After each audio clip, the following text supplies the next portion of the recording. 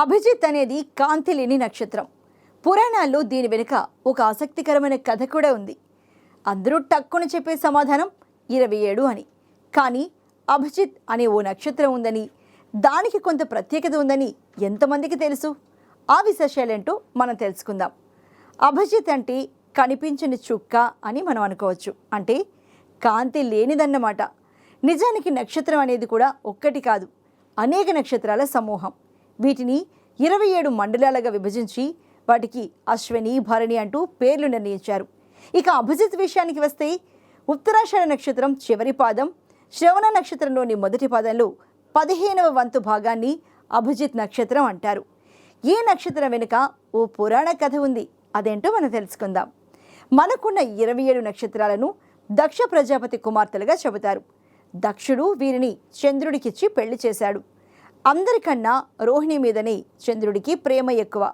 ఆమెతోనే ఎక్కువ కాలం గడిపేవాడు. మిగతా నక్షత్రాలు ఊరుకున్నా శ్రవణం మాత్రం ఊరుకోలేదు. తనలాగే ఉండే తన ఛాయను తీసి తన స్థానంలో ఉంచి చంద్రుడి వ్యవహారాన్ని తీర్చడానికి తండ్రి దగ్గరకు వెళ్ళింది.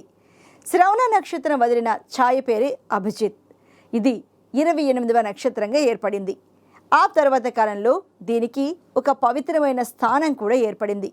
సర్వ దోషాలను పోగొట్టే శక్తి ఈ నక్షత్రానికి వచ్చింది. ప్రతిరోజు ఈ నక్షత్రానికి సంబంధించిన సమయం ఉంటుంది. దాన్ని అభిజిత్ ముహూర్తం అంటారు. ఆ వివరాలు చూద్దాం. ఈ పదం ఒకప్పుడు పల్లెటూళ్లకు కొత్త కాదు. కాలం మారింది కాబట్టి ఇప్పుడు అది అంతగా వినబడ్డం లేదు.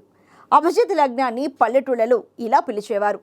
గడ్డ పలుగును భూమిలో పాతిపెట్టి దాని నీడ మాయమయ్యే సమయాన్ని గడ్డ పలుగు ముహూర్తం అనేవారు. అంటే మిట్ట మధ్యాహ్నం అన్నమాట. ఈ ముహూర్తంలో సూర్యుడు దశమ స్థానంలో ఉంటాడని, ఈ ముహూర్తం చాలా దోషాలను పోగొడుతుందని నమ్మకం. నిజానికి ఇది చాలా బలమైన ముహూర్తం. ప్రస్తుతం రామాలయ నిర్మాణం కోసం అయోధ్యలో జరుగుతున్న భూమి పూజను ఈ అభిజిత్ లగ్నంలోనే చేశారంటే దీనికి ఉన్న ప్రాధాన్యత ఏపాటిదో ప్రత్యేకంగా చెప్పాల్సిన పని లేదు. దీన్ని విజయ ముహూర్తం అని కూడా అంటారు. ఈ ముహూర్తం మధ్యాహ్నం 11:45 నుంచి 12:30 వరకు ఉంటుంది. ఈ ముహూర్తంలోనే శివుడు త్రిపురాసుర వధ చేశాడు.